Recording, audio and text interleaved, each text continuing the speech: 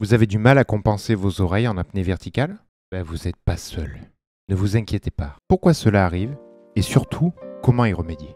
Voici, à mon avis, les différents points essentiels qui vont vous aider à gérer votre compensation. Une bonne position pour une bonne compensation. Une bonne position est essentielle pour une bonne compensation. Lorsque vous êtes en apnée verticale, vous devez être bien droit et la tête bien droite également. Si vous penchez la tête en arrière, tout simplement pour regarder où vous allez étirer vos voies respiratoires, compliquant le passage de l'air à ces endroits précis. En plus, vous engagez pas mal de muscles, ce qui complique aussi la compensation. Cela va contribuer à bloquer et à gêner vos voies respiratoires, empêchant votre langue et votre glotte de fonctionner correctement pour pouvoir envoyer de l'air et compenser correctement vos oreilles. Une posture droite favorise également la détente, un élément clé pour une compensation fluide. Le masque, un allié ou un obstacle? Une compensation correcte de votre masque va aussi jouer sur votre capacité à compenser vos oreilles. Trop d'air dans votre masque, c'est réduire la quantité d'air disponible pour vos oreilles. Pas assez d'air, c'est un effet ventouse et votre voile de palais qui risque d'être collé. Si votre voile de palais est collé, il n'est plus possible d'envoyer de l'air dans votre cavité nasale pour pouvoir compenser. Le voile de palais, je le rappelle, c'est la partie molle qui se trouve à l'arrière de votre palais. Il y a une grande différence entre un masque à grand volume et un masque à petit volume lorsque l'on est en profondeur, parce que l'air que l'on y injecte vient de nos poumons et cet air est comprimé. Évidemment, à l'air libre, ça a peu d'impact. Si on prend par exemple ces deux masques que j'ai là, ce grand masque ici va faire environ 300 cm3 de volume d'air. Celui-ci va faire seulement un tiers. À 0 mètre, vous avez 1 bar de pression pour un masque donc de 300 cm3. Lorsque l'on va descendre à 30 mètres, on va avoir 4 barres de pression. Donc, le volume d'air va être réduit de 4 fois sa taille. Il va donc être réduit à 75 cm3. Et donc, pour pouvoir compenser l'effet ventouse de ce masque, on va ajouter 225 cm3 d'air qui viennent de nos poumons. Je vous rappelle que l'air de nos poumons est aussi comprimé puisqu'on se trouve nous aussi à 30 mètres de fond. On va essayer de calculer ces 225 cm3 que l'on a pris dans nos poumons. Qu'est-ce qu'il ferait comme quantité de nos poumons, quel pourcentage, quelle quantité d'air on a pris dans nos poumons si on était à la surface? Essayons de prendre 1 litre, ce qui est déjà beaucoup, et voyons ce que ça donne une fois qu'on est à 30 mètres de fond. 1 litre d'air à 4 barres de pression, on réduit son volume donc à 250 cm3. Tout à l'heure, on avait besoin de 225 pour remplir notre masque, donc on peut dire que l'on a besoin de quasiment 1 litre d'air de nos poumons pour pouvoir équilibrer un masque comme celui-ci. Sachant que chez un adulte, on a en moyenne entre 4 à 6 litres d'air dans nos poumons, c'est une quantité énorme. Vous comprendrez aisément qu'un masque à petit volume est essentiel. Hydratez-vous avant de plonger. Il va falloir vous hydrater correctement la veille de votre plongée, à minima, et le jour même, jusqu'à avoir une urine claire. L'hydratation va permettre au mucus des sinus, des trompes d'Eustache et de la gorge de rester souples et humides.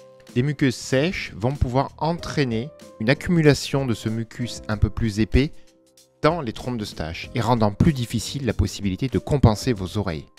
En gardant une bonne hydratation, vous permettrez à ce mucus de rester souple et fluide et de bien pouvoir s'écouler. La déshydratation risque également de provoquer un gonflement des tissus, ce qui va rendre l'ouverture de vos trompes d'Eustache plus difficile. L'hydratation va maintenir un bon flux sanguin. Lorsque le volume sanguin est réduit à cause de la déshydratation, l'apport d'oxygène s'envoie plus compliqué, pouvant amener aussi à de la fatigue. Vous l'avez compris, une bonne hydratation va vous faciliter tout cela et vous aider énormément dans votre compensation. Libérez vos tensions musculaires. Les tensions musculaires sont pour la plupart des gens une des principales causes des problèmes de compensation. Si l'on prend notre visage, notre cou, on a près d'une cinquantaine de muscles différents. En ayant des trompes d'Eustache qui font seulement quelques millimètres, il est très facile en ayant des tensions musculaires de venir écraser ces trompes d'Eustache ou de les empêcher de s'ouvrir correctement, générant des problèmes de compensation. Mais pas seulement. Même une tension dans vos jambes peut vous empêcher de passer vos oreilles. Et là, je suis très sérieux. Je m'explique, alors tu m'écoutes bien. Dans le corps, il n'y a pas de fonctionnement muscle par muscle. Tout n'est qu'une chaîne de muscles lorsque vous effectuez un mouvement. Si je dois prendre par exemple ce masque, je n'utilise pas simplement les muscles qui se trouvent dans ma main, mais je vais aussi utiliser des muscles dans mon avant-bras, etc., etc. Donc tout mouvement est une chaîne de muscles engagés. Lorsque j'ai les jambes qui sont contractées, il y a de grandes chances, pour faire simple, que mes fessiers soient contractés. Si mes fessiers sont contractés au moment de mon palmage, eh bien mon périnée et mes abdos vont sûrement l'être également. Essayer de serrer les fesses sans serrer les abdos, c'est assez compliqué.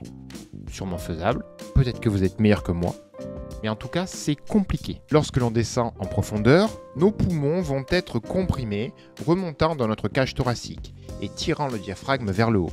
Si vos abdos, qui sont un muscle antagoniste, tirent dans l'autre sens, cela génère énormément de tension. Mais pour faire simple, lorsque vous devez équilibrer vos oreilles, eh bien avec nos techniques de base, on a besoin d'aller chercher de l'air dans nos poumons pour les envoyer vers nos trompes d'Eustache. Eh bien si vous avez des tensions musculaires, c'est difficile. Mais retenez bien cela, car c'est essentiel. La précompensation, anticiper la pression. Une donnée très importante à noter, c'est que pratiquement tout le monde compense ses oreilles beaucoup trop tard. Vous devez compenser vos oreilles en avance de phase. Que se passe-t-il si vous compensez vos oreilles au moment où vous en sentez le besoin? Que se passe-t-il physiologiquement? La quantité d'air contenue derrière votre tympan va être réduite par la pression. La pression de l'eau de l'autre côté du tympan a tendance à appuyer sur celui-ci. Eh bien, votre tympan va se courber. Vous allez à ce moment-là compenser, envoyer de l'air dans votre oreille moyenne pour que votre tympan revienne à sa forme initiale et arrête d'être gênant ou douloureux. Si vous faites ça pendant toute votre séance, votre tympan va passer son temps à se déformer et celui-ci va finir par être douloureux, potentiellement gorgé de sang, et celui-ci va être très difficile, voire impossible à compenser. On va essayer de prendre le problème dans un autre sens et on va essayer de précompenser les problèmes de pression. Vous pouvez déjà à l'air libre compenser vos oreilles. Cela va mettre vos oreilles en surpression par rapport à la pression ambiante et vous allez vous rendre compte que ça ne pose pas de problème. Ce n'est pas douloureux et vos oreilles gèrent le surplus d'air en l'évacuant de façon simple.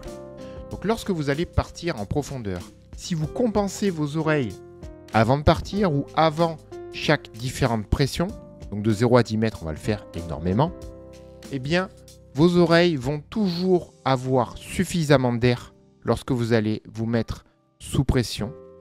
Et donc, votre tympan ne va pas ou peu bouger, rendant la compensation souple et efficace. Le fait de compenser très régulièrement, notamment entre 0 et 10 mètres, fait partie aussi des choses très importantes. Parce qu'il faut savoir que la pression peut aussi venir écraser vos trompes d'Eustache. Je le rappelle, elles sont très fines. Le fait de compenser régulièrement permet de les garder ouvertes au maximum. Comme ça, il sera plus facile pour la prochaine compensation de venir traverser ces trompes d'Eustache. Infection, rhume, etc. Je vais enfoncer ici une porte déjà ouverte. Vous le savez déjà, lorsque l'on a des infections, des rhumes et tout cela, il est difficile, voire impossible de compenser. On va se retrouver avec des muqueuses inflammées, du mucus, des voies qui seront bouchées, etc. etc.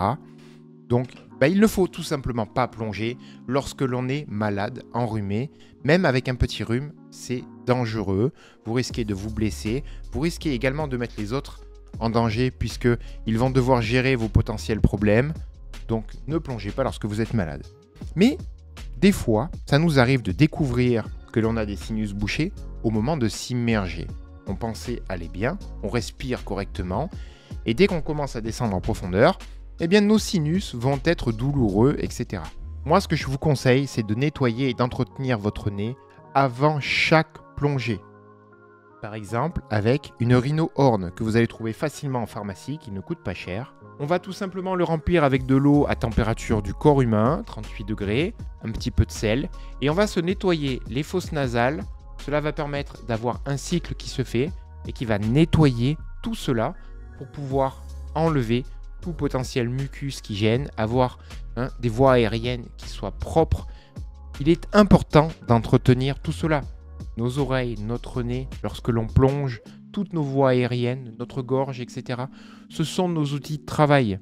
Si vous ne les entretenez pas, si ceux-ci sont endommagés, infectés, etc., eh bien il est difficile de pouvoir avoir des organes qui soient efficaces. Une mauvaise technique. Il existe plein de différentes techniques pour compenser. Valsalva, Frenzel, Mausfil, BTV, pour ne citer que les plus connus. Il est évident que chaque technique, si elle est mal effectuée, ne va pas fonctionner pour compenser vos oreilles. Un autre détail qui n'est pas des moindres, il peut vous arriver de ne pas avoir passé vos oreilles correctement. Vous pouvez avoir vos deux oreilles qui soient distinctes dans leur capacité à passer. Pour ma part, mon oreille droite est mon oreille qui est la plus difficile. Il va falloir lui mettre un peu plus de force, un peu plus de pression pour que celle-ci soit correctement passée. Eh bien, si vous ne passez pas correctement vos oreilles, ça va être de plus en plus difficile au fur et à mesure que vous descendez. Vous devez clairement avoir un vrai pop dans chaque oreille pour que ça fonctionne. Si vous avez juste un petit bruit de fond qui vous fait dire « Tiens, elle est presque passée » ou « J'ai l'impression qu'elle est passée », elle n'est pas passée. Donc vous devez clairement sentir un vrai pop dans vos oreilles pour que vos oreilles soient efficacement équilibrées. Prenons par exemple le Valsalva, qui est peut-être la technique la plus utilisée en plongée bouteille. On va prendre de l'air directement depuis nos poumons et on va l'envoyer jusqu'aux fosses nasales avec une contraction abdominale et ainsi tenter d'envoyer de l'air dans les trompes d'Eustache. En plongée bouteille, tout simplement, lorsque vous êtes en profondeur avec 3 bars de pression, eh bien votre matériel qui va vous délivrer de l'air va vous le délivrer à 3 bars de pression. Ce qui fait que vous allez pouvoir remplir vos poumons sans que cet air soit comprimé encore plus par la pression. Du coup, une fois vos poumons bien pleins, il vous sera assez facile de faire un Valsalva puisque vous aurez beaucoup d'air à disposition avec un grand volume. Et vous comprendrez aisément qu'en apnée, lorsque vous êtes à 30 mètres de fond, 20 mètres de fond, vos poumons sont tellement diminués en taille qu'il sera très compliqué de comprimer vos abdos pour espérer mettre sous pression votre cavité nasale et que de l'air passe dans vos trompes d'Eustache. Au-delà de 10 mètres, il est quasi impossible d'effectuer un Valsalva en apnée. Comment on va faire? Le Frenzel, la bonne technique pour compenser. On va essayer de faire quelques exercices ensemble pour essayer d'utiliser la technique qui s'appelle le Frenzel. C'est une technique hyper efficace qui peut vous emmener facilement au-delà de 50 mètres sans que vous ayez besoin de pratiquer autre chose. On va voir ensemble comment le faire de façon le plus simple possible. Si vous avez envie d'une vidéo beaucoup plus détaillée sur le Frenzel, eh bien n'hésitez pas à m'en parler en commentaire. Qu'est-ce qui se passe simplement lorsqu'on effectue un Frenzel?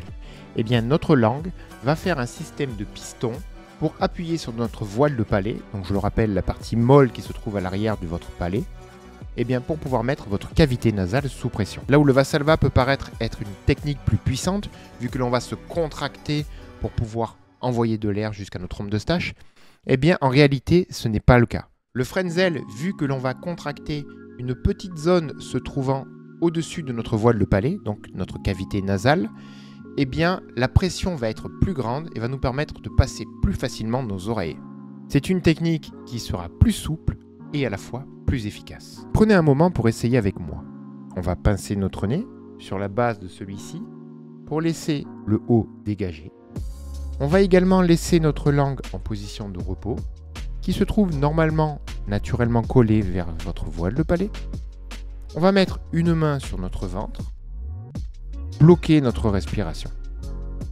L'action va consister à essayer de gonfler les petites ailettes de notre nez comme si l'on se mouchait. Votre main sur le ventre doit vérifier que vous ne le contractez jamais. La position de votre langue doit être la même que lorsque vous effectuez le son « que ». En insistant sur le « k », juste avant que le son sorte, votre langue va se coller à votre voile de palais. C'est ce mouvement qui va comprimer l'air dans votre cavité nasale. Vous devez sentir vos oreilles qui passent. Évidemment, il est plus facile d'effectuer cette technique lorsque l'on a conscience de notre voile de palais ou de notre glotte, mais ceci reste des exercices plus avancés. Contentez-vous d'essayer de gonfler vos ailettes, gardez une main sur le ventre, celui-ci doit rester en permanence détendu, faites marcher votre langue. La possibilité de ressentir votre voile de palais ou votre glotte et d'en avoir conscience sont des exercices plus avancés, mais dans un premier temps, une main sur le ventre, on va gonfler nos ailettes jusqu'à ce que nos oreilles passent, en s'assurant d'avoir le ventre complètement détendu.